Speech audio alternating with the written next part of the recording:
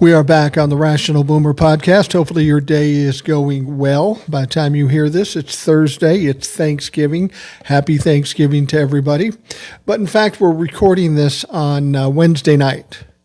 We're doing a live on TikTok, which is always a favorite of mine. I do lives on other platforms, but TikTok, always a little busy. The conversations are always good. So I thought I'd come back here on Thanksgiving Eve and see what the fuck we can stir up. We've got some fucked up stories. We've got some interesting stories. We got plenty to talk about. So that's what we're going to do tonight. We're going to talk to a bunch of folks.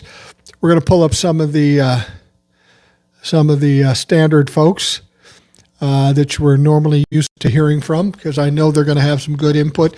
Now, here's the thing you have to understand. While I'm pulling all these people up, we are also going to take questions and comments from all of you in the audience.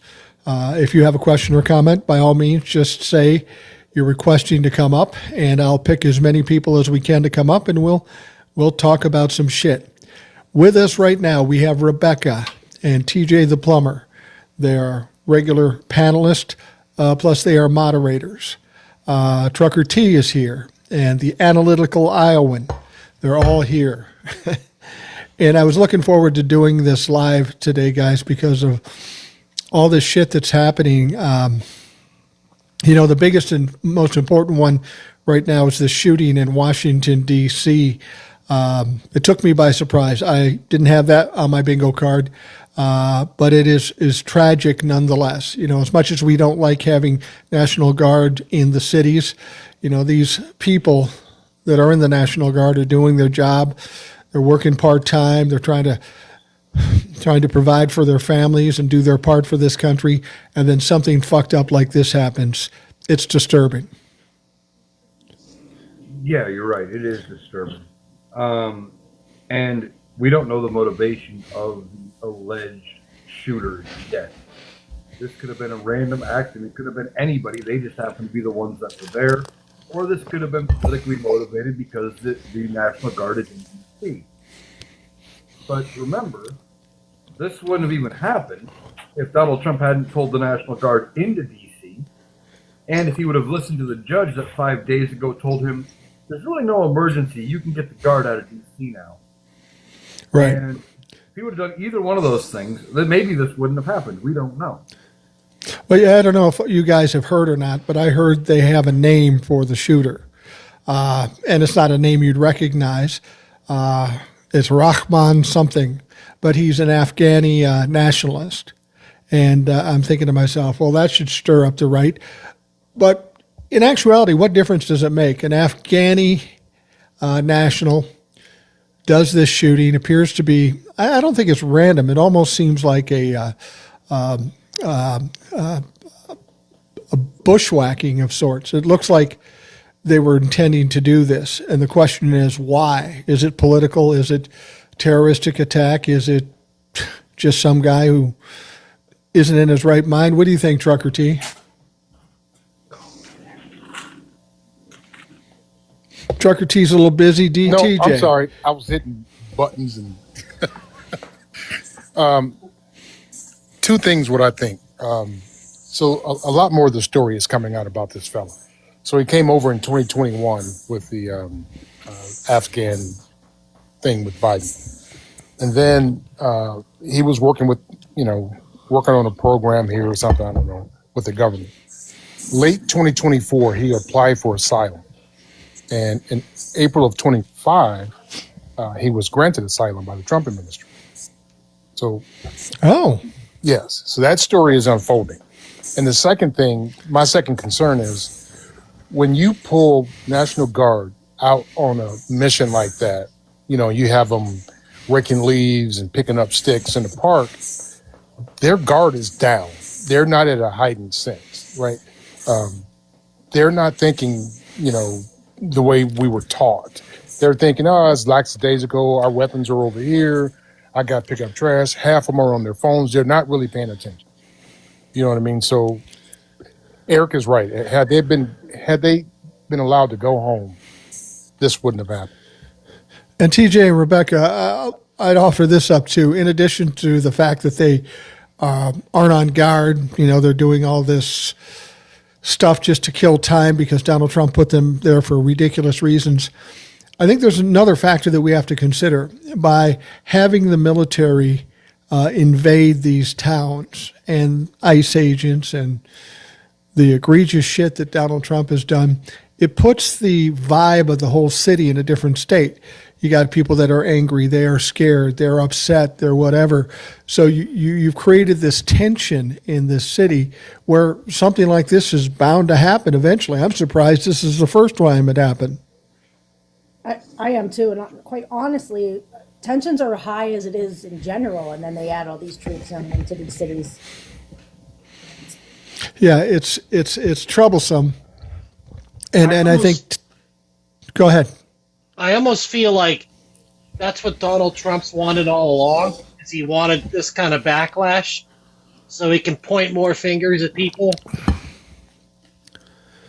This is going to be interesting, though. They're going to want to blame Biden. They always blame Biden. Oh, he came here in 2021. He was doing this. He was doing that. But what Trucker T said makes it more difficult for them. Yeah, he was there. He came when Biden was in. But Donald Trump's administration gave him an asylum. So he is why they are the reason he is here now, which is ironic when they've been talking about how effective they've been at moving all the illegal immigrants out. So they can try to use that as an excuse, but it won't work. Yeah, but they're going to do what they always do and tell a half truth. They're only going to tell on Fox News that Joe Biden let this guy in, and they're going to totally admit all the rest of it so that it whips up all the Trump-la-fucks, so they're losing their shit and their hair's on fire. Oh, of course. Most definitely.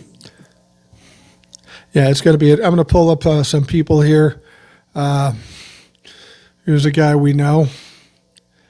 It is Will is with us. Hey Will, guys, calling how you in from Georgia. What's on your mind? Hey, hey guys, how you doing? It's real. This is a disaster, but as TJ said, they'll use it to their advantage. This tragedy. Let's be blunt, because we're kind of bouncing around the truth. This would not have happened if the troops were not deployed in D.C. because Trump had to prove that he was strong on crime. This is an ego thing that killed 2 people from West Virginia who should be home with their families for Thanksgiving, not dead. This is on Donald Trump. Has nothing to do with anything else. They would not be there if it wasn't for his damn ego. It's simple as that. You know what I don't understand is when you talk about them coming out and trying to blame Joe Biden, what does it fucking matter at this point? That's a talking point you use during a campaign or during an election. At this point, it doesn't matter. Donald Trump is the president, has been the president for almost 11 months. Whether he came in under Biden or Trump gave him asylum, at this point, the whole talking point of them being an immigrant or Muslim, that's beside the point. I mean, there's really no one person you can put the blame on, and if nothing else, why does a crazy fuck have a gun? I don't, Mike. Those are only to me secondary, and even the Biden thing's secondary because Trump brought in the National Guard to D.C. for nothing and set them up as targets. And this happened. This is all bullshit now. 2 people are gone because of one man's God-blessed ego. And we keep paying the price because this man is a fucking toddler. I've lost family members this holiday. And I'm angry. I got a question for all of you. This. Hopefully you guys heard this. Gabrielle says, I keep hearing conflicting reports that the victims are alive and in critical condition. And I have too. I initially heard they were in critical condition. And then I heard the governor of West Virginia tweeted out that they had both died. And then I saw it reported on a newscast. But then later on, when I was watching the newscast, they said, well, we don't have any information yet. They're still. Do we know what the status of these 2 National Guards members are? Because I'd heard they had passed And then now we're hearing different types of things. I And read why the aren't we times getting that straight they answers? passed. Eric, what do Yeah. you see? I've heard both. I'm still in the thing. I saw one article that said the governor walked back the claim that they had passed. Yeah, he did. He walked it I back. just read Now that he- article before we went on here, that same Yeah, article. it seems like the whole thing, like no one knows for sure, or they're getting conflicting reports themselves. Well, I guess More incompetence. Dear God Almighty. Yeah, the question is why don't we know? I mean, it happened. We know they were affected. We know they were shot. We know they were taken to hospitals or wherever they were taken. There's no reason we shouldn't know. There is no reason why we shouldn't know. Is this the Trump administration trying to fuck with us somehow, or trying to create some kind of scenario that best suits them? This is incompetence, but it's also shady, it would seem.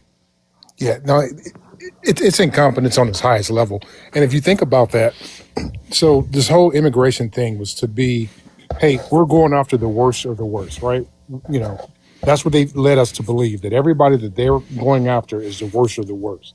So what do? They attack schools, churches, parking lots, Home Depot, and then they give a guy like this asylum. So yes, it's total incompetence in my book. And my fear is that they're going to use this because Marco Rubio has done this before. They're going to start just revoking everyone's asylum on general principle. You watch this. This is going to be an excuse to do some more hideous things on the immigration side. Well, did you hear what it's what sad. Hegseth says? What he was when Hegseth heard about it. He gave this speech, and typical rah-rah speech about him and the military. But speaking clearly out of just emotion, he said, "And we're going to send 500 more troops to Washington D.C." Like, what good is that going to do? I mean, It's it's just not. going to ruin other people's holidays. I'm just. Well, I they're talking am- about these two, Will, but there was another soldier, and I almost got these two confused. There was another soldier a couple days ago that miraculously got ill, mysteriously got ill, rather. And they're not talking about that. And he's like 780 miles away from his home, and his family has no idea what's going on with the soldier. They don't know if he's passed. They don't know if he's Lovely. just ill. They don't know. So this is like number Yeah. 3. Now, is this like a National Guard member, or Yeah, National some Guard other member. military? Yep, National Guard member in D.C. and he got sick and now nobody knows anything? Not one word. Wow. There's something fucked up about that. I mean, these are pretty simple things to come up with answers for. And the fact They that, don't see them as human beings. They're toys to them. It's like But is there- it's like Kevin got his bag of those old green GI Joe toys. You remember them? Those plastic Yeah. toys we had as kids. That's why they look at these people not as human beings, but as play toys. I mean, he's got a freaking carrier group in Venezuela for what? Because he can play with it. This is what happens when you let incompetent assholes run your country. yeah, it's the whole thing is too weird, and it seems like more than incompetence to me. It seems like there's some kind of cover up. I mean, everything Donald Trump does is a cover up. The whole thing with the government, the whole thing with the Epstein files. It's one thing about the crimes, but it's the cover up. And they just keep going over and over again, covering the next thing up. I'm going to pull up Oliver's mom because she usually has some interesting insights. If she's coming up, I don't know. I'm here. Hello, Oliver's mom. Hey, Oliver's mom, how you doing? What's on your good. mind? Well, one of the things that I was just thinking of is I watched the original press conference with Kash Patel where he spoke first, and then everybody else was giving their input and everything like they normally do in a press conference. And he got real irritated. He stopped. He pushed everybody aside and he stopped, and he just basically repeated what he had said when he first stepped up to the mic, and then cut the press conference off, and everybody walked away. And that's Wow. that he didn't want them to say whatever they had to say. he was avoiding something, in my opinion. He didn't want information to get out, or he didn't want them to take questions, or he didn't want them to say anything other than, what he wanted the message to be. And Yeah. it's really odd. Yeah, the whole thing is pretty odd, and every time we look at something that the Trump administration does, it does seem like there's some ulterior motivation, something being hidden, some reason. When we talk about Donald Trump in Pennsylvania, that whole event, people question that. There's so much sketchiness about everything that Donald Trump does. We hear about the negotiations between Russia and Ukraine, and then we hear about his buddy working with the Russians and trying to coach them how to deal with Donald Trump. Nothing seems to be on the fucking level on anything they're doing. Well, this is going to be the big news for, days, a week or so now, and you're not going to hear anything about Comey and Letitia James, and you're not going to hear anything about the files, and you're not going to hear anything about Senator Kelly and the people who made the video about not listening to illegal orders and all that. That's all going to fade into the background for a while, because we're just going to hear about this. And Yeah. it's another. Is it another diversion? Are they going to use it as a diversion? Mike, I don't think he cares. He's too busy worrying about if Jackie Chan and Chris Tucker is going to do another movie. He's sending the Kansas City Chiefs messages about a field goal. He's messing with the New York Giants about a punt. Everything that he should be worried about, he's not. He's worried about the most frivolous shit that he could be. He's trying to get Home Alone reset, the movie franchise. I swear to God, that came from the Hollywood Reporter. I saw that yesterday. It's ridiculous. It's insane. Well, that's the dementia kicking in. He's back living in the 90s. When things were good for him, yeah, no doubt. I heard some people talking about online too that the Republicans are getting ready to get him on the 25th Amendment. I don't know that that's true. I mean, they certainly could. There's certainly room to do it, but I still don't think that's something the Republicans try to pull off at this point. I wouldn't think the 25th. What I've been saying is when this administration blocks the Epstein files somehow and they pull some shenanigans that way, or when something damning comes out with Donald Trump in the files, one way or the other, they use the files to turn on Donald Trump. They impeach and remove him then. And they say, well, you can't have somebody that's in the Epstein files in the Oval Office. You got to move on. And they do that so they don't lose that 30% of the MAGA base. They may be able to turn the MAGA base on Trump if he's connected in the Epstein files. Let me ask you guys something, and this is going to sound silly, but there are people, I'm not saying I believe it because I don't know, but there are people that think what happened in Butler, Pennsylvania was a manufactured thing by Donald Trump, the Trump administration, or the Republicans. It was all done to distract or give favor to Donald Trump. Now, what you guys are talking about with this thing in Washington, D.C., we don't know if the people are dead. We don't know if they're okay. We don't know much about the guy, the shooter, other than he was hurt too, and that he is presumably a Muslim from Afghanistan. You guys don't think that something like this was manufactured, do you? I don't necessarily think that the event was manufactured. I think that the response to it and what's going to come out of it and what they're going to put in front of us might be more manufactured. Might be maybe out to be something that it's more than what it really is. Maybe. But what this is something you would see during the campaign to curry favor in your way. The only reason they would do something like this is to try to distract. And they've been trying to distract every which way they can, and none of it is working. You think, whether they manufactured it or not, the fact that it's happening and they're going to use it one way or another, is it because they're trying to distract, or is it because that's what they always do? It's just natural response. Well, they're looking for another scapegoat, you know, to excuse all the things that they're doing. Of course, to distract away from the Epstein files and the other things that are going on. They're just looking for another way to, you know, maybe this will play into some other thing they have planned. I don't think. Well, TJ, there is the election in Tennessee, and you have Yes. the Democrat who is tied to him, and the opponent is a Trumper who basically is just basing his campaign that I'm supporting ICE and getting rid of the immigrants. So he's going to play that up. What happened today? That Right. see what's going on, and the Democrats let everybody in, and that's why that's a possibility. And unfortunately, yes, the tragedy is going to be used to their advantage. It's a sick.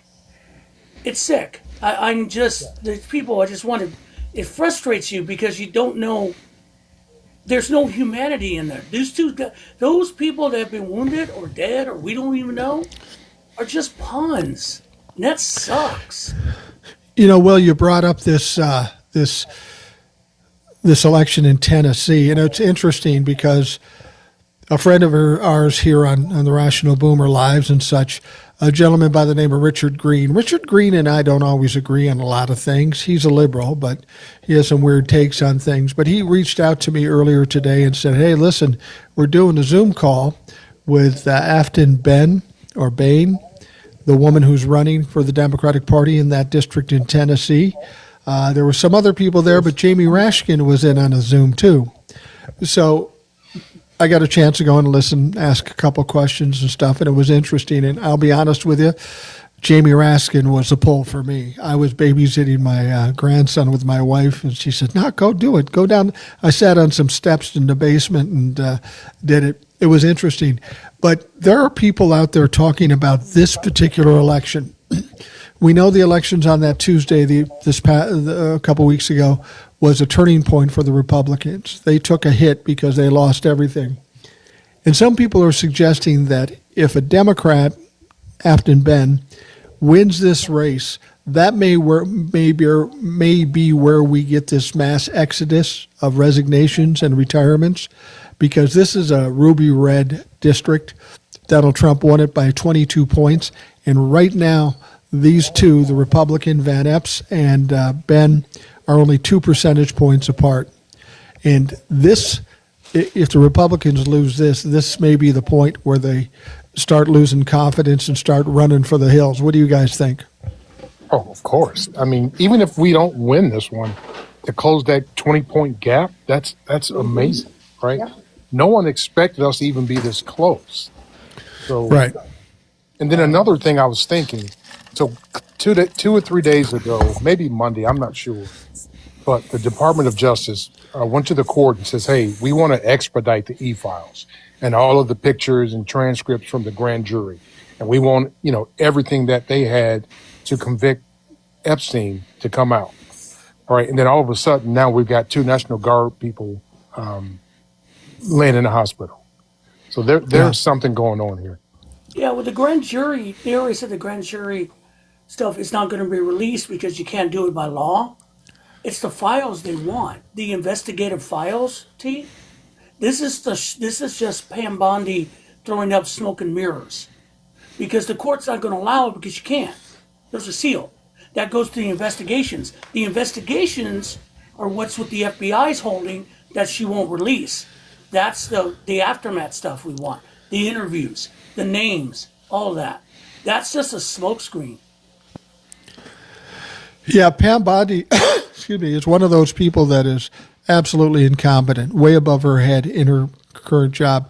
We saw the situation where he tried to prosecute, Donald Trump tried to prosecute Comey and Letitia James, and of course the judge threw it out for obvious reasons.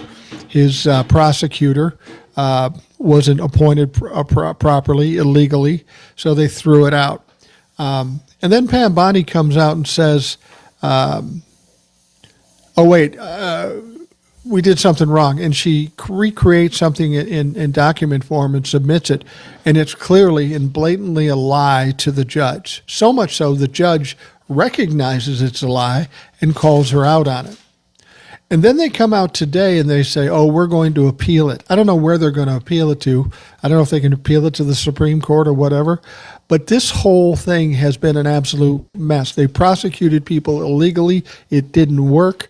They lied to a judge. And now they're going to fucking try to appeal it. How do you think that's going to go? They can't. Well, let me rephrase that. If I'm not mistaken, Comey's time is up, right? He's past the statute of limitation. Yeah, he's past the statute of limitation. So, And also the question is the legality of Leslie Halligan's appointment.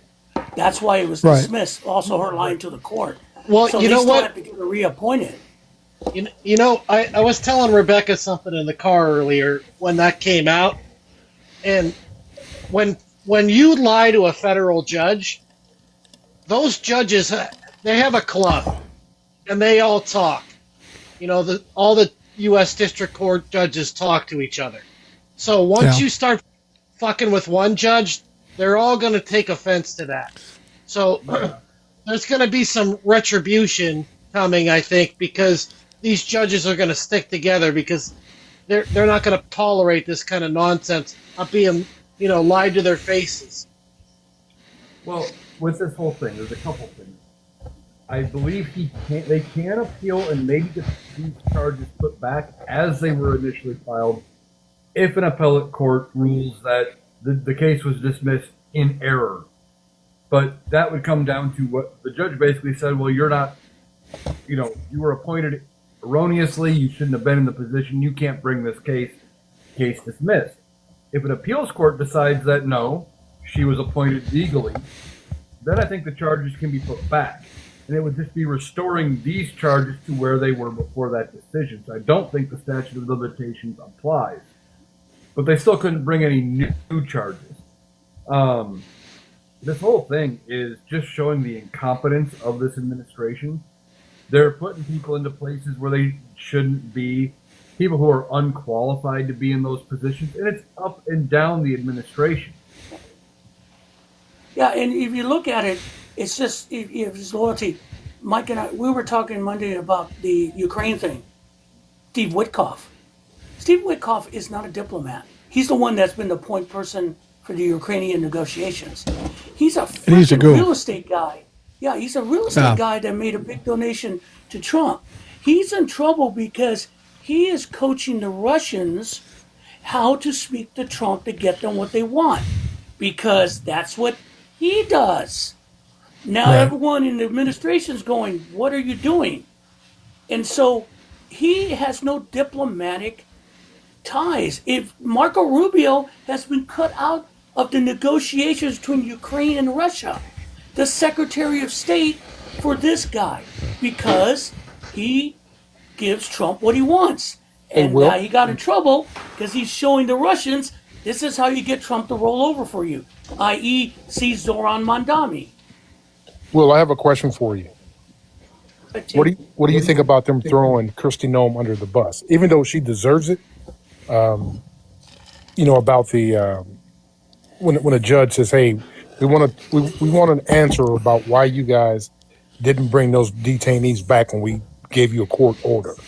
And she sent more. Yeah, I hope they back up with bus on her again. Well, she sent more. She also says that she's not turning that plane around. Remember? Nope. And so today, either today or yesterday, the administration finally came out and said why they didn't, and they just threw her under the bus as opposed to Trump. I mean, Kash Patel's next. I mean, simple as that. What I think, I hope she gets as much misery as possible, and she realizes that even though she's getting all this accolades, there's a price to be paid when you hang out with Donald Trump, and you're going to pay that price. Well, and that's the thing, is that everybody's going to have to die on the cross before they ever get to Donald Trump. Donald Trump will always have somebody to blame. It'll always be somebody else's fault up until the time when people say, fuck that. You did it. we're coming after you. I think the Republicans are getting more of a taste of that, but they ain't there yet. And that's surprising to me that after all we're going through, we're still getting some Republicans going, well, I don't know. I'm worried about it. This is really gotten ridiculous. It's gone on too long. And Donald Trump will keep throwing everybody under the bus till there is nobody else. I mean, like you said, Mike, on Monday, I mean, Nixon didn't go to jail. He No, went to jail. I mean, his attorney general did, and some of his staff. yeah, So- I mean, go ahead, I'm sorry. No, so speaking of jail, I'm glad you mentioned that. So since the Georgia court threw out Trump's Letitia James case today, and Right. he was arrested for that, is that expunged now? Yeah, they basically the state of Georgia has tossed in. Look, Letitia James went outside of some of the people here in Georgia, and it all blew up in her face because Merrick Garland hung her out to dry too. It's a done deal. You're- It's finished. It's not over. Letitia. It's not Letitia. It's Fonnie Willis. I'm sorry, And Fannie Fannie Wilson. Fannie Oh, Wilson. Fannie Smith. I'm Fannie sorry. Will- There's so many. Fannie Willis made some mistakes, some indiscretions, whether they were a big deal or not, but she got hung out to dry. And they've got a new prosecutor, and the prosecutor said, yeah, that whole case, we're not going to bother to do it. And I'm not surprised by that. No doubt it's a Trump humper that took over the prosecution. And really, what are they going to do while he's a sitting president? There are so many also- things that so many crimes he's committed between 2020 when this happened to now. I'm not even worried about it. All that is a wash because of Merrick Garland and all that went on. We got to look ahead, and Donald Trump will get taken down for any number of things. Quick note on the elections, because here in Georgia, I mean, everyone's talking about Marjorie Taylor Greene. She ain't going to get any kind of statewide office here. There's no way. She's not winning. You No. can't. She'll get run over by Ossoff.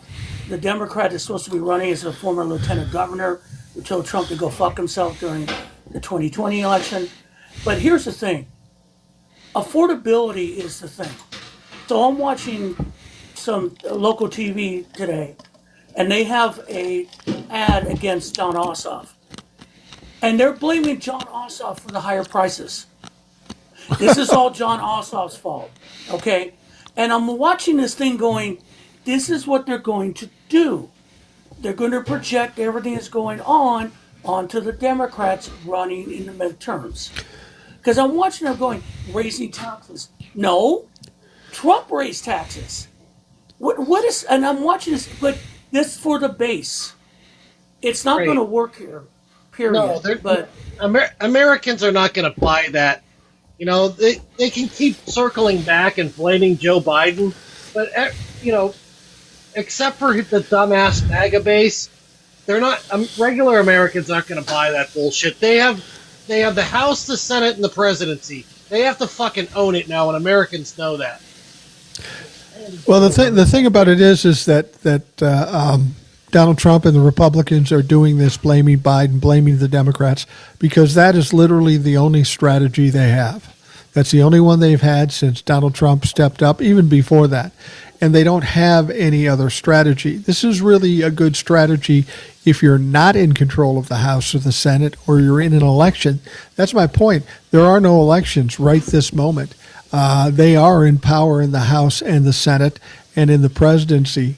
It's not going to play too well. Donald Trump can come out as many times as he wants and says prices are going down. Hell, I saw him in a press conference just the other day. He brought up that Walmart comparison with the Thanksgiving dinners, even though it's been debunked 200 times.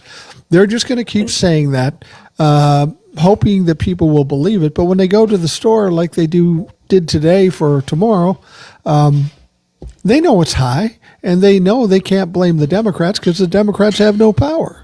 Right. and the And Tennessee speaking of thing, that, Mike. someone, go ahead, I'm sorry. No, you're right. No, speaking of that, Mike, I had a friend of mine text me a couple of days ago and said the next time I'm on this live, to get your thoughts on this. And this, I think, is a good time to ask.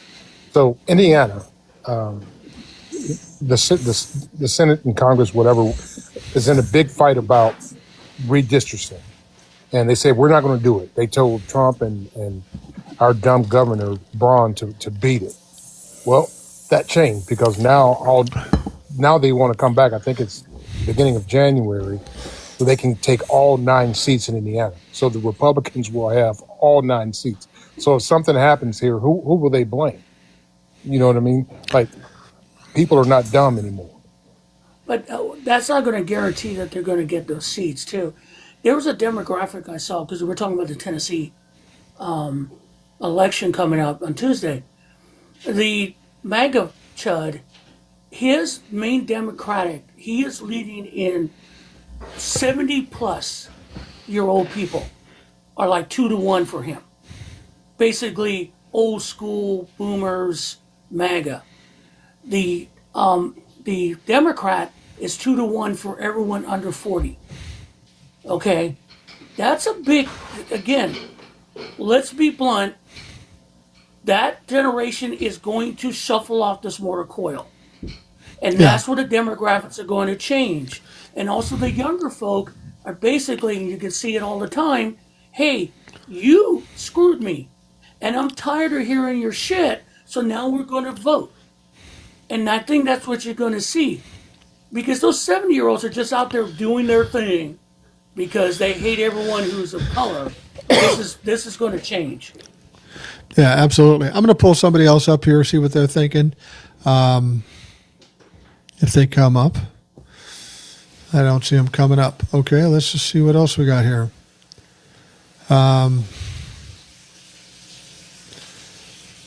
Okay, we'll pull this IRBF. It's weird. We're not getting anybody coming up. That's strange. One more try. One guy I know is going to be ready to come up. Okay. Here's our token Gen Z. We've got Jay of the Canadian Way. Jay, how you doing? What's on your mind? First of all, I've got a cold, so you'll bear with me if I sound a little bit subdued here, but I'm just going to come out and say it, looking at what you said earlier about that Tennessee district. She's going to win that. I think Rebecca was right in the chat earlier. I don't think money's going to help them. I think that's going to be a sweep for us. Do you think that's going to be a devastating hit to the Republican Party, and that's going to make them stand up and take notice and maybe start resigning? I met the woman on a Zoom today, and she's a very sharp woman, and she's very confident. And I could see how she could win. I mean, if it was any other state for other than Tennessee, I'd guarantee she's going to win. But fucking Tennessee. No, yeah, absolutely. I mean, this is definitely going to be a devastating loss for them, but it's just going to reinforce the thing of like, you guys trying to threaten pollers into propping you guys up isn't going to work. Because no. I mean, let's look at the race of Mickey Sherrill and that other guy in what is it, New Jersey. I mean, she swept the floor with him by like 15%. That is not close.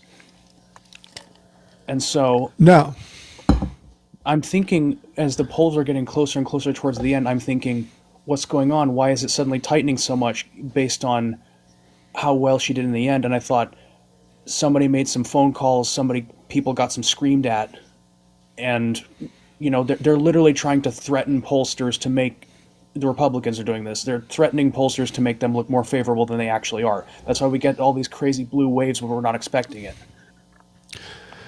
Jay, Blue in the comments says, what makes you think she's going to win? She's 4 points behind. Well, I got news for you, Blue. She's now 2 points behind. That may be an indication that she's on the rise and could win this. Yeah, but since when do we listen to polls anyway? Because they're always true. Every fucking time they're wrong. Well, a lot of times they're swayed to the Republican side. So when the Republican-controlled polls even say that the Democrats are winning, maybe there's some truth to it. Well, his approval rating is 87%. Don't forget. Oh yeah. What'd you say? His approval rating is 87% right now. That's what he says. Yes. This Wow. is among white MAGA boomers. I'm guessing, right? Same thing. No, it's with his imagination. Yeah, white male Republican.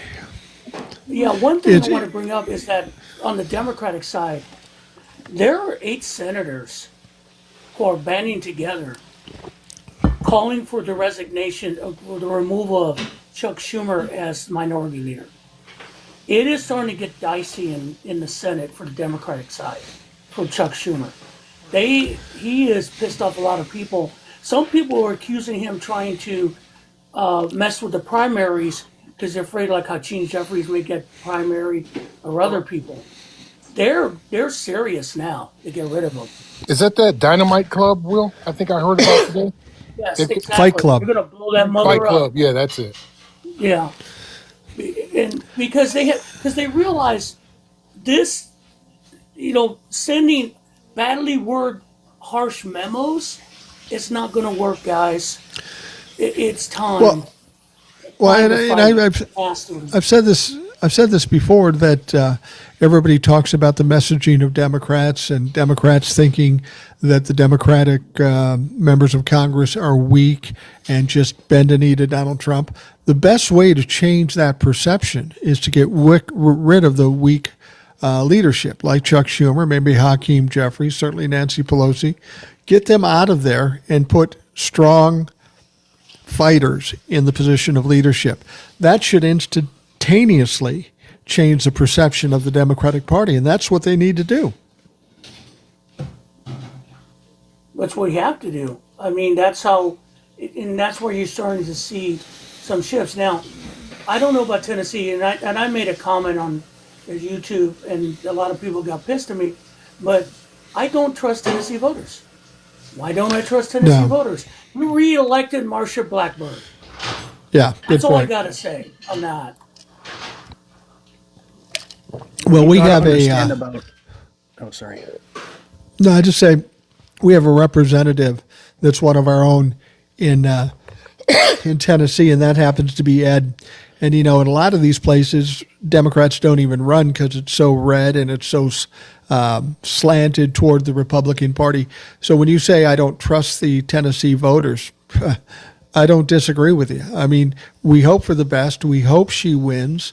At the very least, we hope that it's so close it makes them nervous. But we really don't know what's going to happen with that particular election. No, we don't know what's going to happen. But if we take that seat, and we got 2 other seats that are going to be definite Democrats, or at least they should. There's a runoff in Texas going to happen in January, I believe. Both of the contestants in that runoff for a House seat are Democrats. So guaranteed pickup. Mickey Sherrill's seat should be a Democratic pickup. That's 2. That brings us to 215. If we pick up this, let's say we do pick up the seat in Tennessee, that brings us to 216. We're within 2 seats of the majority. And if there starts to be a mass exodus of Republicans because they're getting sick of this bullshit, they don't want to run, fuck Donald Trump or whatever they decide, we could flip the House mid-session. It's strange to be talking about, but it's close. Well, Erica, I want to ask you a question. Maybe you can explain this better. You'd be the one to explain it. Say we get to 216 to 218 or whatever it is, okay? And it's close. And then we get 5 Republicans after these elections say, fuck it, I'm out of here, I'm outie, I'm gone. So they're gone from their seats. That doesn't make them automatically Democratic seats. There's going to have to be a special election, and that could take a month or 6 months, whoever knows what those are. So how does that put, where does that put the House of Representatives? Say they have 5 people resign in the middle of their term, and they vacate the seats, and the Democrats have more people in the House than the Republicans, even though they may not have the 218. What happens at that point? No, I'm not 100% sure. I think they have to be the majority party. I think things would stay the same until one party or the other crosses that 218 line. But if we're up to 216 and we pick up, you said 5 seats, right? 5 Republicans walk away. If we pick up 2 of them, we're in the majority. But there's a period of time when the seats are just vacant while we're waiting for the special elections. It could be 2 months, it could be 6 months. Usually 2 to 3 top end. From what I'm seeing, looking up a lot of state laws, usually it's within 30 to 70 days, I think, is when they have to have a special election held by.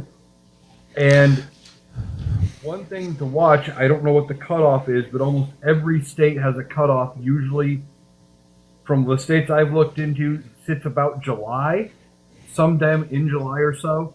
It's too close to the general election. They just let the seat run vacant until then.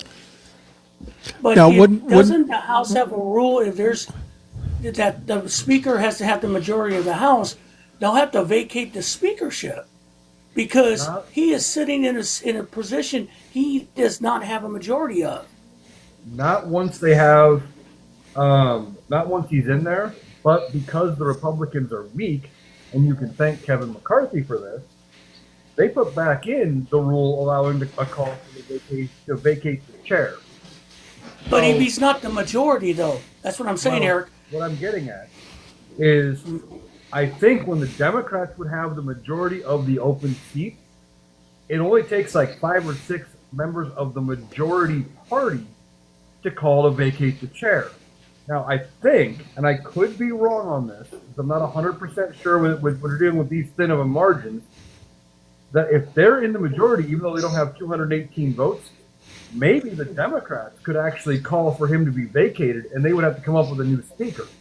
That new speaker would have to get to 218 seats, 218 votes. And we could be deadlocked for a while without a speaker unless a couple of Republicans cross lines and vote for, say, Hakeem Jeffries. And you know what? Well, I even- hope they vacate it. I want Mike Johnson to suffer like a little toad Even- he is. Even if they do, these people leave and Democrats or Republicans don't have 218, does that effectively just paralyze the House of Representatives and nothing can happen? Pretty much. Everything would have to happen on a bipartisan basis, like committees and everything. As far as I understand it, until they vacate the chair and there's no speaker, everything would just run as Republicans having majorities on committees, Mike Johnson being speaker, running the show. But most legislation would still need a majority vote. And Right. if it's, say, 216 Democrats, while they're figuring out these open seats, the 15 Republicans, they would, for anything Republican led to get passed, they would need Democrats automatically because they don't have a majority. They are going to be in a precarious position if that dam starts to burst and you start seeing an exodus of Republicans.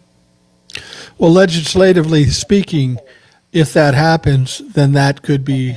People keep talking about the midterms, and if the Democrats get control of the House and maybe the Senate, that's essentially the end of Donald Trump's presidency because he can't do anything. But that could come as early as before the 2026 elections, right? Yes. Yes, it could come as early as January. Maybe when Marjorie Taylor Greene resigns, maybe when she's actually gone and she doesn't walk it back. Some people are trying to talk her into staying and rescinding her resignation because of these thin majorities. Maybe when she goes, maybe they go, "Oh shit, we got to do something because we're holding on to the House by a seat." You know, maybe that's when they walk away. Hell, maybe they don't even walk away. Maybe they flip parties. Because Yeah, that's- she's not walking away, Eric. He's not walking away from this. I saw- She's too committed. Yeah. Hey, Mike, you got a young lady who's requested. She's got some information about, and I was going to talk about this today too, but I'm glad she mentioned it about the United Healthcare kicking off 1 million Medicare people. What's her name?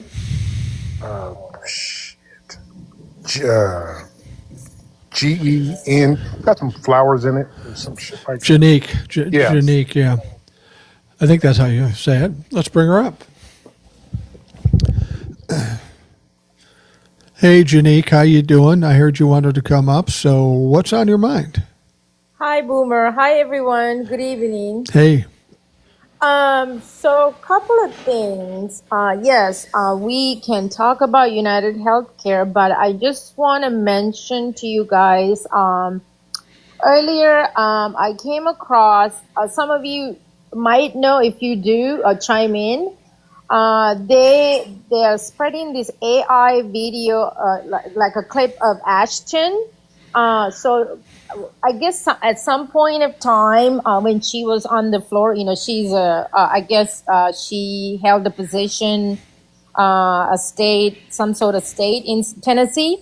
So she cried over some story about a child. It was some SA, some child was sexual or something Right. of that nature. So Right. I just want to know, that's pretty cruel. You know what I mean? For them to cheat every possible way. I mean, how low can you go?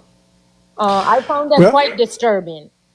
well, we know from the There's Republicans no they can floor go for these pretty people. low. They keep going lower There's no every floor for time. these So, people. Yeah. And Trucker, as far as the United Healthcare, right? And they are trying to dismantle this whole United Healthcare, and for over 1 million seniors. But the irony of this whole thing is, most of the seniors that's going to be kicked out of the United Healthcare are living in red states. yeah. So and I'm in California, so don't hold me responsible for this, but I've heard we going to introduce a bill to lower the prescription. I don't know if that's going to have an effect on other states, if they're going to follow suit, but I'm going to look into it more and get some more detail on that. And we're going to work with the insurance companies to lower prescription prices. So that's something Gavin Newsom is going to work on. So because we can have our citizens, especially our seniors. So, Janique, when you talk about the United Health dropping 1 million people off, is this something over and above what they want to do with the ACA, or is that part of the ACA?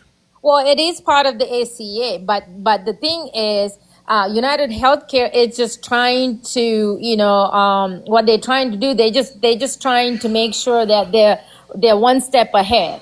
So the reason why, since you asked, they do not want to lose. They're trying to save their profit. Right. See Of what I'm course. saying? Yeah, they're trying to save the profit. So before they lose any money, so I'm sure they went to their conference room, calculated their numbers and whatnot. So they realize, okay, we need to, be a step ahead. So we're going to kick some of the seniors out.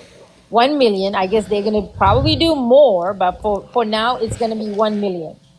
So it's just Now, all about money. This is money. Now, Janique, when you say seniors, are you talking about kicking people off of Medicare Advantage? Is that what you're talking about? Yeah, anyone, because you have a different healthcare. Some people are on Kaiser, some people on United Healthcare. There's different variation of healthcare providers that you're in, right? So they're Right. gonna. So this is United Healthcare. That's the part of the insurance company. They have so many others. Like in California, we have Kaiser, we have a Blue Cross Blue Shield, United Healthcare. You have so many here. So this is one of the insurance company. They're just gonna make sure they're ahead of the game. So they don't want to lose any money. They say, you know what, this is what we're gonna do. This is how we're gonna save money. Now, Fourth quarter. when I got Social Security just this past year, and I chose not to take Medicare Advantage because I didn't want to deal with a private insurer. I got tired of those fuckers. Now, as I understand it, if you get kicked off, if you're on Medicare Advantage, if you get kicked off, then Medicare will put you someplace else or just put you in the regular Medicare thing. So they may get kicked off, but I think Medicare will have to try to put them someplace else, which is good news. Right, but this is the kicker. But you have a Medicare Part A, Medicare Part B, which is so complicated. Like some of the seniors have no clue which is which. You know what I mean? Yeah. So when you go to Yeah. the doctor, partly is paid by Medicare Part 1, Part A, and the partly paid by Medicare Part B, and then some is Medicare Part C. It is so confusing, which is done by design. They do all of this by design to confuse you. You forgot Well, about as Part I- D, what covers the drugs. I know. Yeah, Part D. Yeah. And when you're on Part D, you have to go with a private insurer for the pharmaceuticals. But just so people, if there's people, I studied this quite a bit before I took Medicare. Part A basically covers any hospital issues you have. You go in an emergency room, surgeries, all that kind of stuff. Part B is more your clinic visits and that sort of thing, your standard health care that you do. But like Janique says, it is very confusing. Then you've got Part D, which is the pharmaceuticals, and then you can get Part G, which is kind of a gap coverage that's more expensive, that will cover all the things that Medicare doesn't cover, like co-pays and that sort of thing. So it is very confusing, especially for somebody who's older who doesn't understand technology because it's all online and all that shit. It needs to be better explained to a lot of people. Yeah, Janice? and Oh, I'm sorry, Janique, are you in the industry, the healthcare industry? well, I'll say this. Okay, so I'm gonna give away my age, and I mean, okay, I just had my birthday a couple of days ago. I just turned 27. Sure. So Happy what- birthday. Happy birthday. Thank you. So currently, thank you. Currently, what I'm doing is I'm part of the VA. I work with the veterans while I'm in school. So,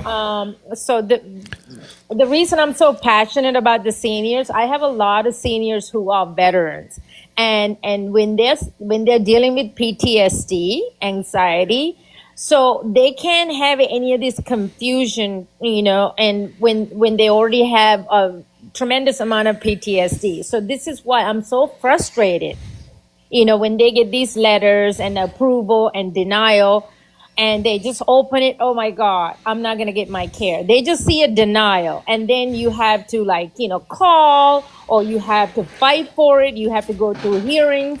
And I'm just really, really, really infuriated by this whole thing for my veterans. So Thank you for helping our veterans. I really appreciate that. yeah. So Yeah, especially for me, because my step grandfather was military. He's since passed on.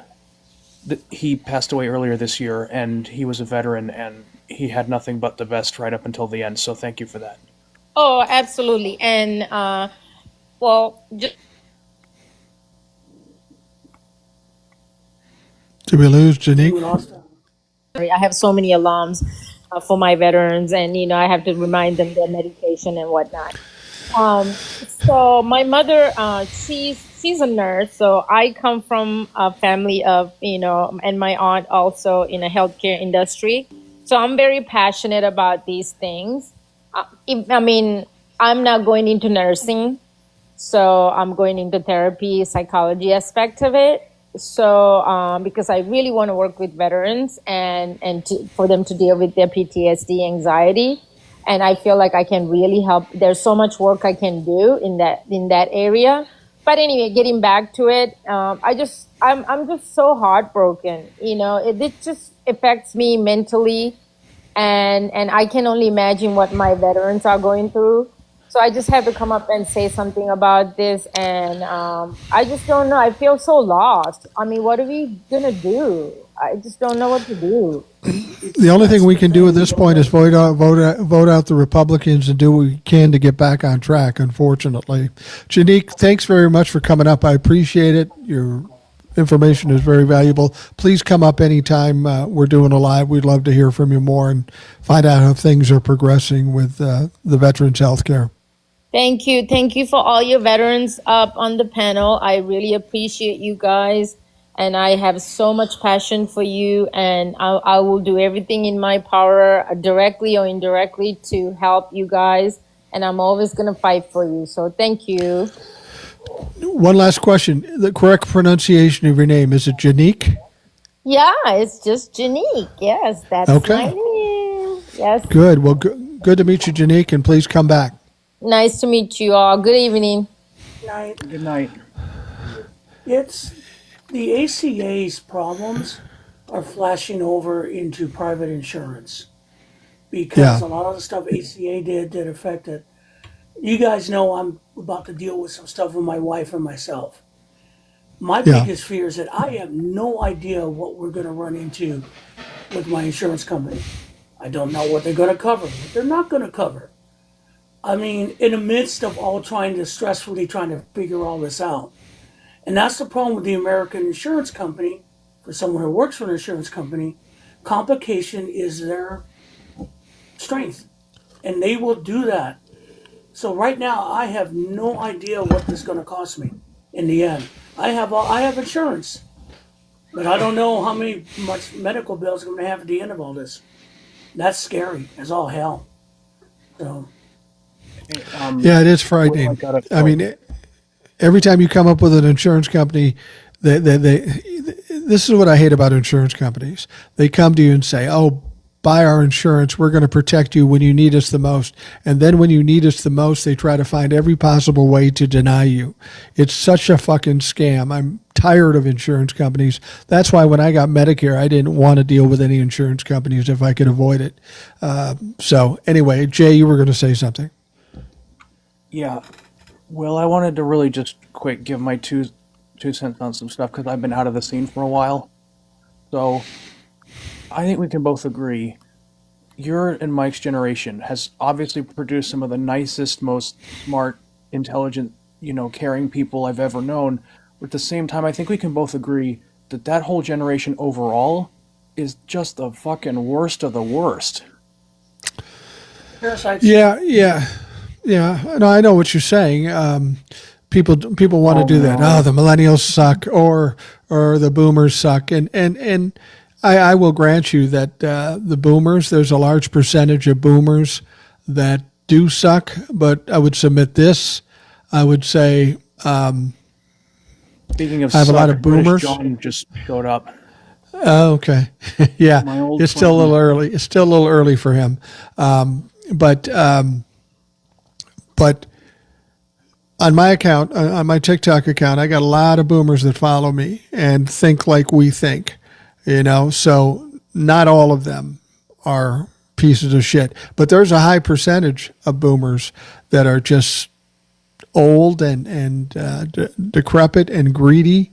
And I understand boomers are dying at a rate of 5,000 per day.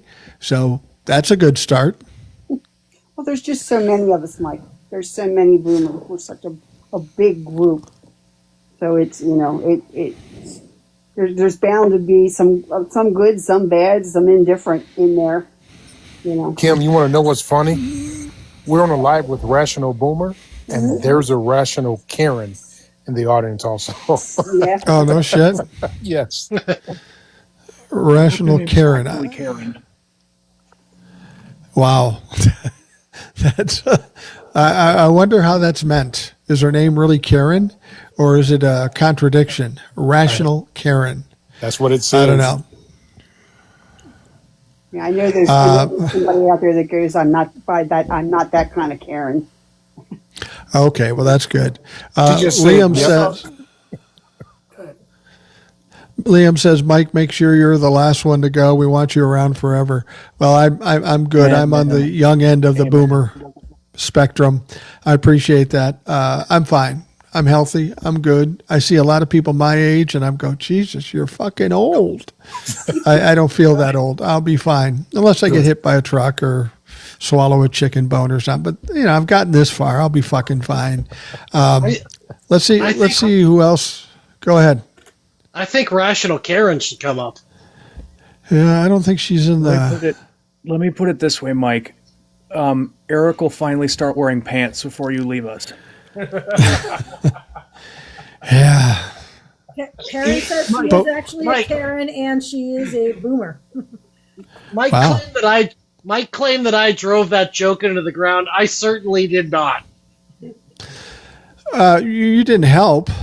No. I think that Jay kinda What do drove- you expect Jay kinda out of drove it a man into the that ground. drinks Malort? I mean, Okay. God. Okay. You know, No, Will, no bad mouth Okay. anymore. Will, We if you have send- ration.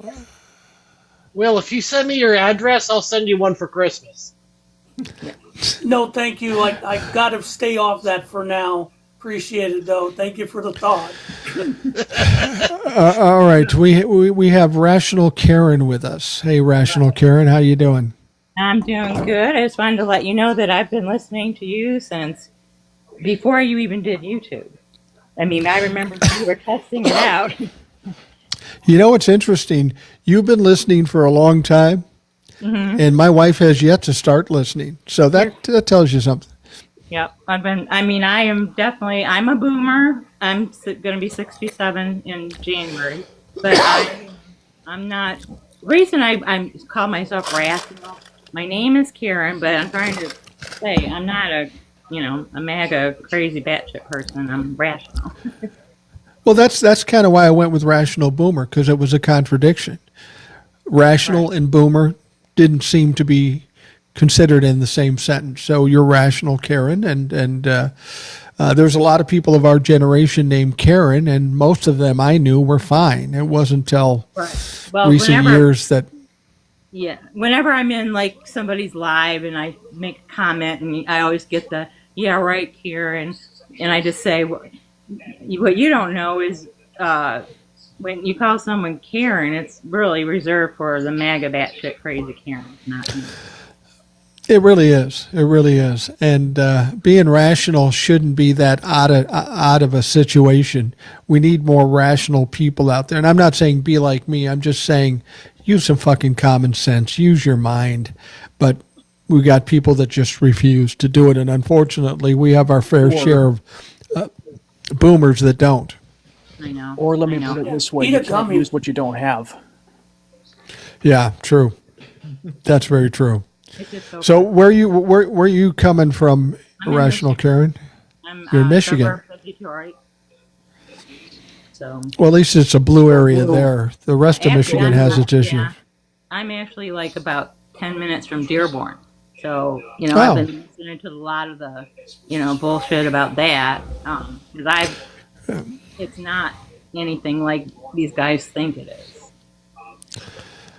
Yeah, yeah. How is it in Michigan with Gretchen and everything? Is it a good vibe there, or is Well- there too many Trumplefucks creeping in? Sometimes, Mike, any like number of to think Trumplefucks that is too many. yeah. Yeah. One thing I've noticed is, the people that had their Trump signs up year round before, they're pretty much gone. I like Gretchen. And so, I mean, as far as, I don't know, you've got those people who don't like her, but, they're just don't Well, know. They don't know what there they're are talking people in ours.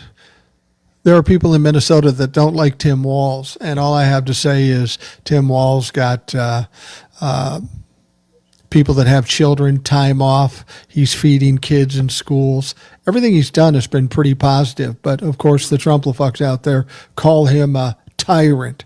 Fuck you. You ain't seen tyrant yet. Wait till we get control. Then we'll show you what a tyrant is with a foot up your ass. I sure hope. We can't. One thing, or whoever the next Democratic president is, they better not choose a Republican for Attorney General. Hell, No. We should, they picked Merrick Garland to seem like we're going to try to be fair about this. Fuck the fair.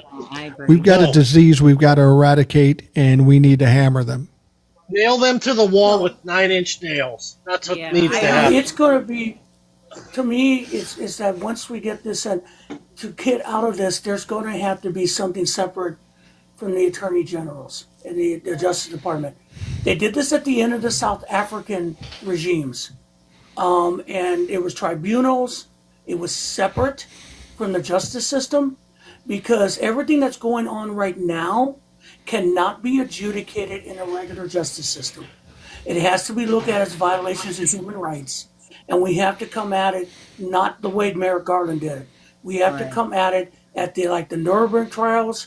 We have to come at it like they did in South Africa and drag these people out and literally convict them of crimes against humanity and let them rot in jail or like I've always said, these regimes end usually you go to jail or at the end of a rope, one or the other, because that's got to happen. And I'd No actually adjudication normally. How can they and do I'd that? actually take it a step further, which is we gotta turn the hammer on everyone that supported this, Oh, because exactly. they're guilty of all this by proxy. Yeah. Yeah, Hey, Will. absolutely. Absolutely. Yes, T. Sorry, Mike. Hey, I got a question for you. So yesterday, I was on my way down in the basement to watch football or whatever, and I noticed that they had the Kennedy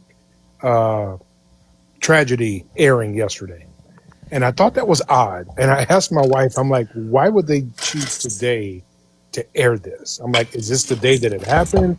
Is this his birthday or whatever? I didn't get a chance to November look it up. 26th, was it, or 25th? My 20, return okay, so that's 22nd. why. It was November 22nd, that's 22nd, November 63. 22nd. 22nd. Okay, so that's why. I know you are a historian and you would know that answer. It's been a while because, yeah. It's just, I mean, I'm kind of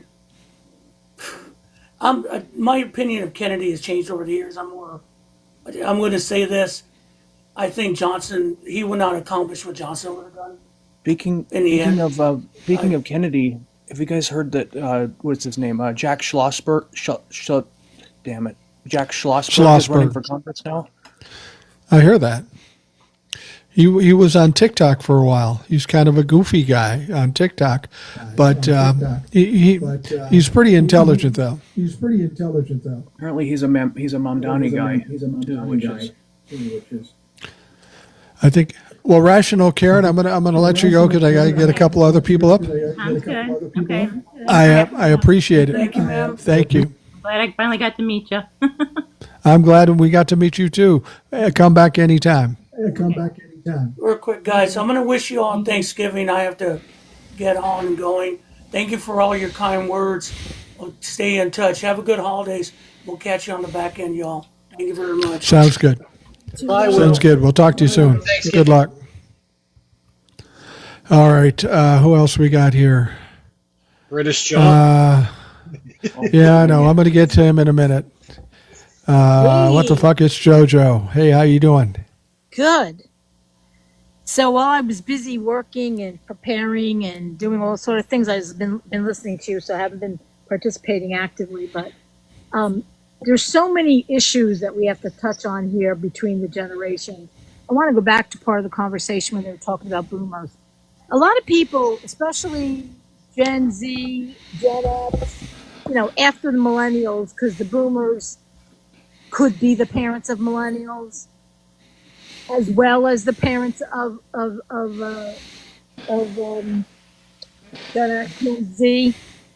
Gen X, I mean.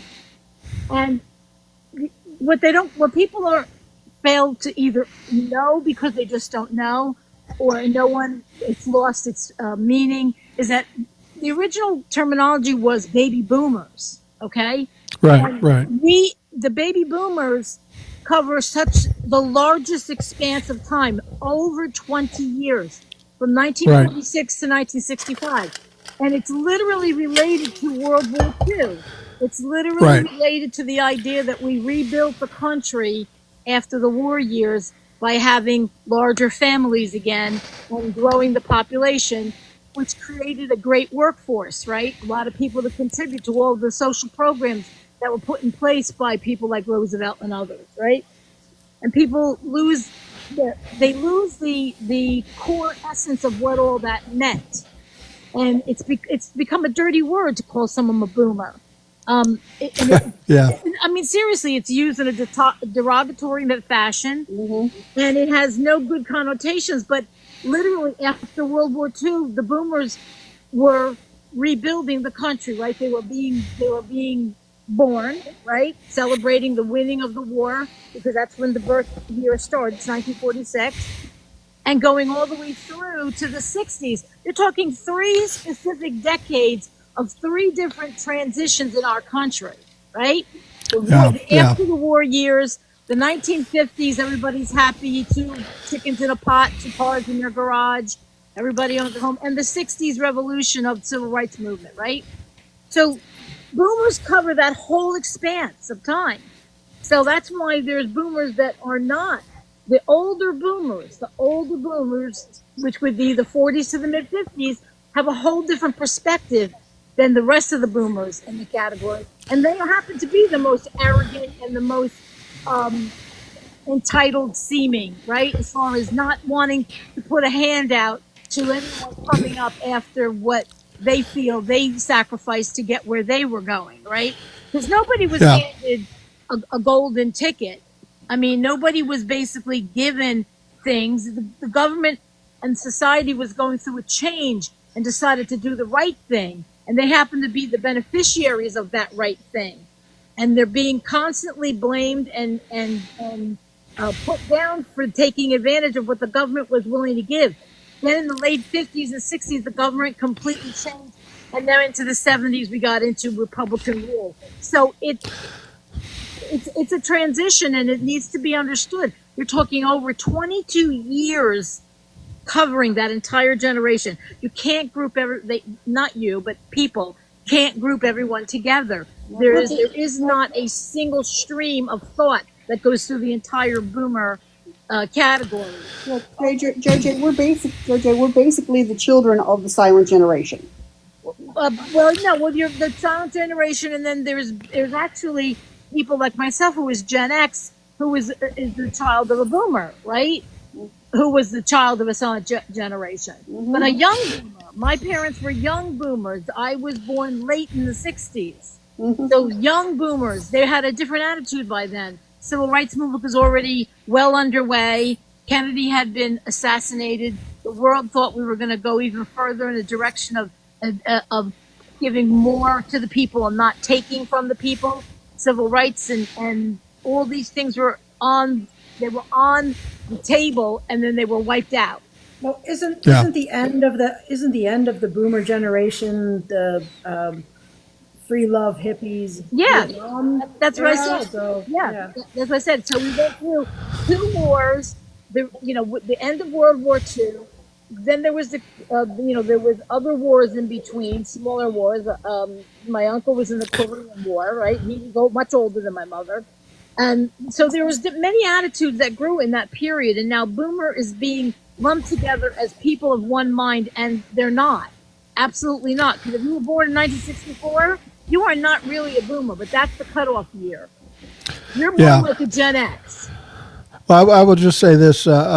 People ask, why is it called the baby boomers? It's because at the end of the war, there was an upsurge in births. And Right. some people will ask, why was there so many babies born after the war? And I will just say this. It's largely due to the fact that there was no cable, no Netflix, no Spotify, nothing like that. So what else could you do? Here's the weird thing about it. It's my grandfather was in World War II. My mother was born in 1940. She's not a baby boomer. It No. wasn't until 20 years later when I was born that I became a baby boomer. So I'm not even a direct descendant. My grandfather was in World War II, but my parents weren't in war at all. Right. And so that's what I mean. That was the first time, because, when I was in high school, we were learning about sort of the way society had sort of progressed. That was the first time that any group was given a name, period. The boomers were given the name first, baby boomers, because there was a boom of babies being born to a more prosperous country. And then they went back and they called the generation before us the silent generation. And then after that, the other generations were named, and they started naming them to sort of give a connotation to a period of time in history that was shorter than the 20 years the boomers cover, and that was very specific. And the boomers cover a very non-specific period. It was and Generation Jones was sort of the thing they stuck in there between like 1960 and 1963, right? So they said, Right. You're not a boomer. You're too young to be a boomer. Now, I will say this. The reason things were more beneficial to people in the 50s and early 60s, there's one reason, and that is because the wealthy were being taxed more. Yes. We had better times when wealthy were taxed more. We're getting down to the late stages here. I got to bring up the last person because he's been hanging on for a long time. I appreciate his patience. But I've got British John and Jay right next to each other. I'm just waiting. Try to allow us to stay on, John. Can you give me a second? Oh, first of all, everybody, happy Thanksgiving. It's this is a special day when we remember that the people we sent to this country only came here because they didn't like loud music. And obviously we're actually just getting ready for Thanksgiving. But I've been stuffing this bird for the last couple of hours. But enough about Joe's mom. Yeah. I got the joke. I got the joke there, John. I got it. Yes. Yeah. I not only got it, I saw it coming. Come on, And what else I are you let gonna it go do? by. One time a year. That's why Jay's dad left. But how you doing, Jay? It's been a while. How do you think I'm doing? Well, No, I'm just you know, I just got a cold. because even when you're not here, every time, out of devotion and respect for you, every time, first thing I say, joke about your mom. Okay, and then we'll move on. We will all attest to that. Yes. Yep. That's fair. I'm going to be serious for a minute, so I'll finish with a joke, which is about RFK poem. So that's probably the best thing to finish off. Okay. I was in DC this last weekend. Will Westmoreland and the Back 40 pack flew me out there, and I'm very grateful to them. I got to meet some truly amazing people, and I got to. I'm British. We don't do political protests. We write an angry letter to the BBC and expect a form letter by return. That's all we do. But it really was fantastic to be part of that. I will say, and Will said, just be yourself and do what you normally. And the reason I'm bringing you out here is because I want you to do what you do. And let me say, the left does have a problem, which is twofold. First of all, it's so broken. Like, the left is a multitude of people pushing in 47 different directions and all requiring a different font. And they're not necessarily kind to one another. The reason I can say this, we're on the side of the reflecting pool, and I was doing a bit. And it was a little bit of a roast about how more people would have turned up if it had been a little bit later and there had been avocado toast, because the left is nutritionally imbalanced. And I'm literally, because I can see the script on my phone. I'm reading, right? The next line, whereas the GOP always schedule their punishments like it's a religion. Those are the words I'm about to say. This guy wearing a red hat that says "Made You Up," carrying a red Russian-ish flag, comes over my shoulder and says, "What the hell's wrong with you? Don't you see all these people supporting and you're saying that stuff?" I said, I'm here to support. I was asked by one of the Democrats, "You think that's a flex? They're the ones that got rid of Bernie." So, boys and girls, that's... Sorry to take a long point to get there, but I was roasting the right, but a guy from the left is there supporting, but won't forgive Bernie. Just so you know, that is the world we live in. It's fucking upside down. Yeah. But I'm putting videos out every couple of days, which I shot while I was there. Let me give you another wonderful moment. We had the rally, and then we marched to the Capitol. And we didn't go in. We're not like those other people. We go around the Capitol, and we are just turning to go up towards Union Station. And Mr. Trump flew in on Marine Force One. And no one said anything. It was absolutely hilarious. Several thousand people in unison, without saying a word, turned around, looked up. Did you shit your pants in the hall, John? I don't know if it was captured or if it's on TikTok or anything, but it was just this silent piece of love. Just several thousand people all at the same time turned and up, synchronized beautifully without any requirement. It was just a wonderful, wonderful moment. Yeah. But I said I want to be serious.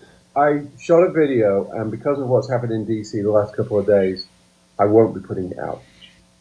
But Mike, if you'll indulge me, I will read the script because it speaks to everything. You had a very please do. you had a very impassioned young man on earlier on, and sir, I wouldn't normally put, if I say it's not going to happen, it doesn't happen. But because of you, sirs, I hope you're here. Now, there is a bit of roasting in here, boys and girls. That's what I do, but please listen to the end.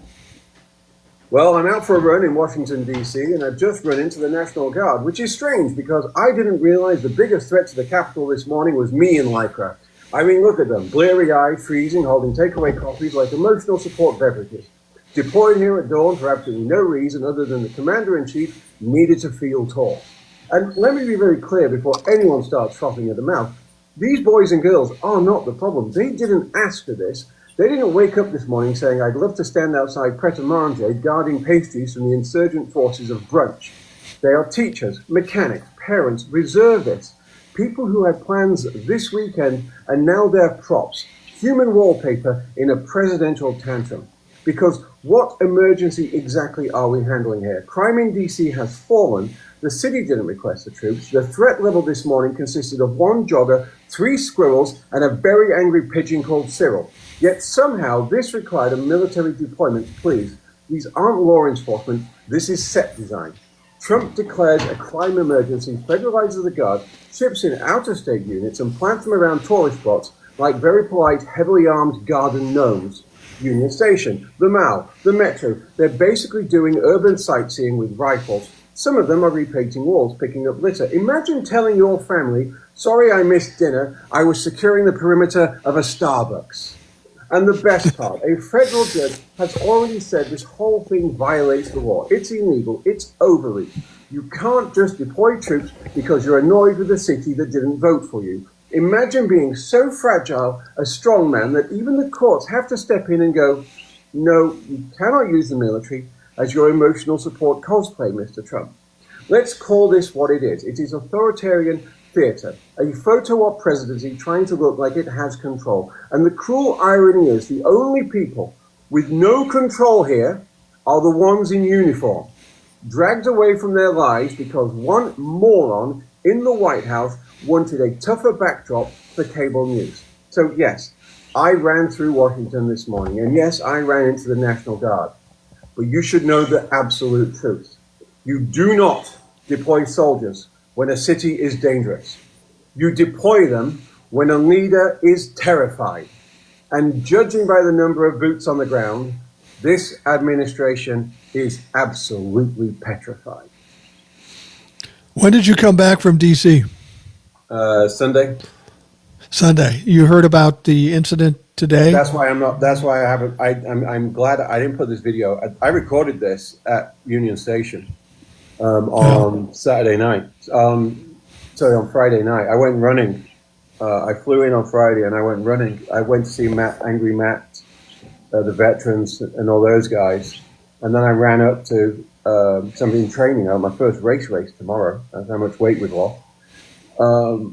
And I ran up to that and I did a couple of videos up there, and then I came back and I saw them, a load of them, freezing their asses off. It was 42 degrees. No, it was colder than that. I think it was 39. And they were freezing in that windy station, holding cups. One had a Starbucks cup and one had a Dunkin' cup. And I'm sorry, but I've worked with the military for my life. I'm an ex-military intelligence hacker. I could not believe that they had been reduced in stature to this level. And it just appalled me. And I saw these two, this young man, this young lady, early 20s. And John Jones, oh, who cares, they are soldiers. Don't ban him, boys and girls. Don't ban him.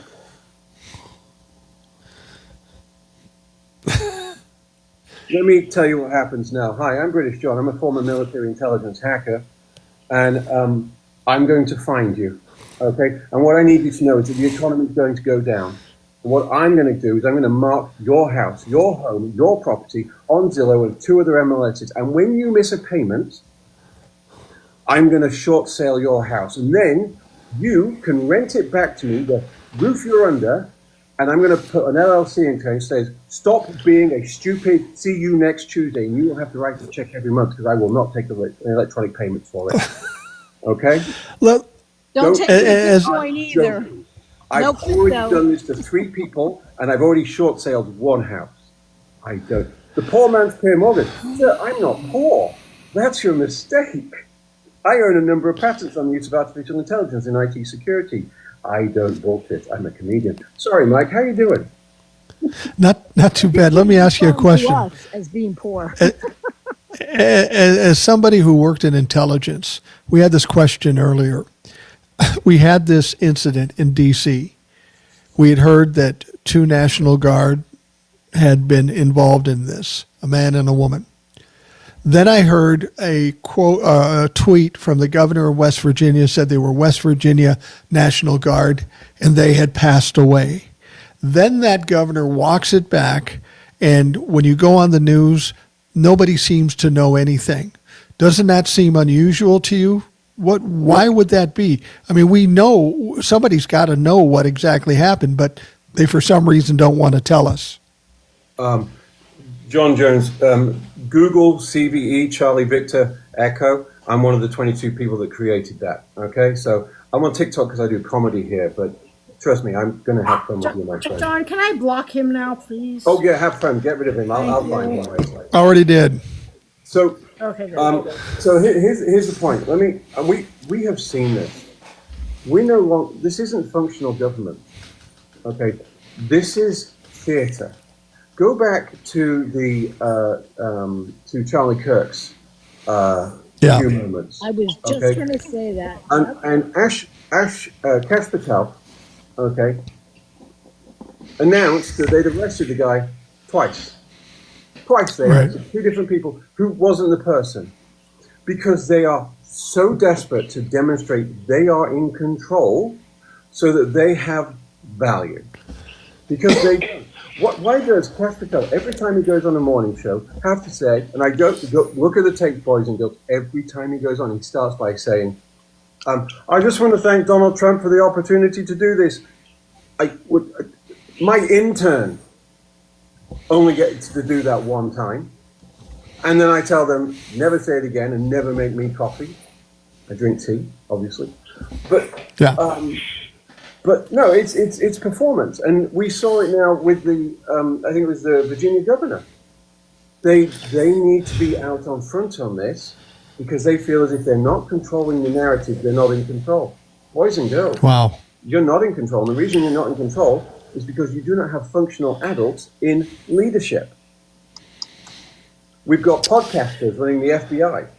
We've got Absolutely. we've got the Unauthorized Humane Society running Homeland Defense.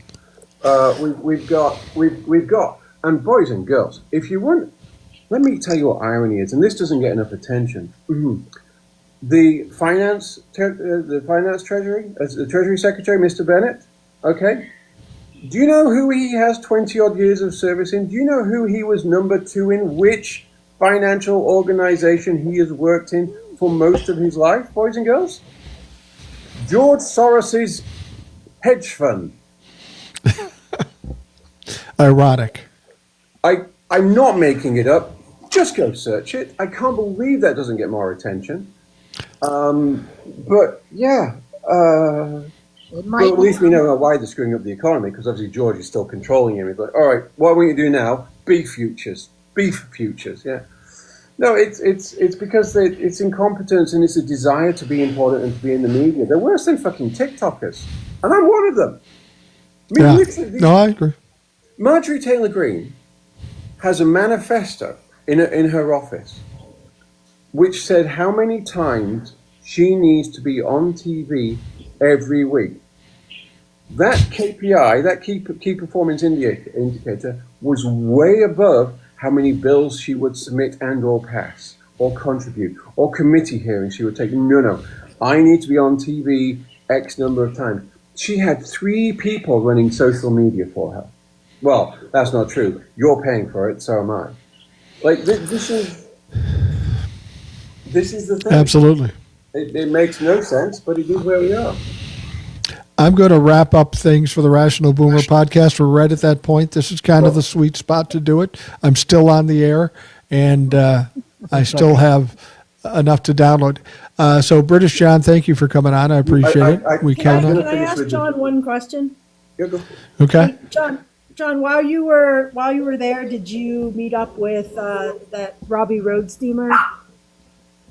With who? And I saw all these videos that Robbie Road steamer and Ken Casey from the Dropkick Murphys were hanging out the entire. Yes, yeah, I was there with Defiance 13 and OJWC and the Angry Bartender and I got to meet Victoria. Oh, by the way, so you all know Victoria, who's running for office in Tennessee, and Right. she is running against a piece of human garbage, who is pro-life and has 100% recommendations from all the pro-life people, and yet has had his wife have 2 thingies and forced his mistress to have one. Yeah. Wow. Great guy. And dry-fired his rifle through the bathroom door. Came out in his divorce. He's a wonderful human being, but backed by the NRA, obviously. So, me and Victoria had a conversation about this. You said he was pro-Reich. The most visceral roast I have ever done outside of comedy goes to him. We recorded it in Union Station. At the very end, Victoria appears behind me and says, "And I approve this goddamn message on behalf of all my constituents." So that will be. I like we that. recorded it. It will come out at some point. I can't use any of the words. It's that bad. But Rebecca, let me just say, whether DNC and its DNC brand or something like that got things right, they got a lot of influencers, not just together, but talking to one and collaborating. So me and Will Westmoreland, for instance, are going to be doing some stuff in California in January. And you're all saying, well, what's the point of being in California? Well, not all California votes blue. We need to help the people who voted red in the Central Valley and the North understand that they could have a better life and water if they, thought about it. I'm also going to be going out into his part of the world in March. It was a wonderful, wonderful time. And just great people. And to hang out, I had lunch with Defiance 13, not knowing that I love his content, but he was sat down. He is taller than I am. And he wasn't using his beautiful voice. When he's eating deviled eggs and fruit, that's what he chose to eat, he sounds normalish. And then he said something to me. I'll tell you how bad it was, boss. I got a text from I told my wife, I saw Defiance. Turns out, I follow him on TikTok. My wife follows him on Instagram. When I woke up, there was a message saying, "Can you please record him saying these words? His accent's even nicer than yours." Just saying that. Let me leave you with the joke, my friend, because All right. it's from RFK. So I think we all read RFK's poetry this week. Beautiful. I think we all wish we had Oh it. my God! Really? Okay. Please don't remind us. Yeah. Well, The the only news poetry is, I want to see from RFK is his unaliving note. we all love the Dead Kennedys' favorite band, One to Go. So Yeah. I can't do the voice. By the way, if you can do the RFK voice, DM me. I will pay you to record this. Drink from me, science. I mean to crush your clinical trials to force open your compliance. I'll hold the NIH's nose as you look up at me to encourage you to swallow the austerity. Don't save a single soul. I am the brainworm. You are the host. I mean to burrow through your oncology wards. I mean to subdue and tame your survival rates. My love is fucking your pediatric and cancer research funding. That is beautiful. Hey, I will Mike, tell you this. Mike, Yeah. before we go, Yeah. I want to say one thing. Everyone cross their fingers right now and think about Ed's prediction and pray for it to happen. Yes. Yeah. So Yeah, everyone I cross your agree. fingers. Not before the mango goes.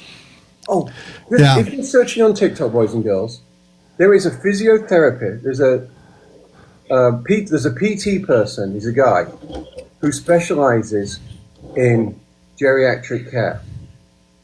He is analytical. Every single day he puts up a new video with a recording of Trump from the day before and goes through on exactly what he is. And if anybody knows that guy's handle, please put it in the show, put it in the thing. Find him, follow him. And it's the best piece of news you get every single day as he shows the continual breakdown of his motor neuron system. It's better than coffee. I saw him. I don't remember his handle. Just I will check.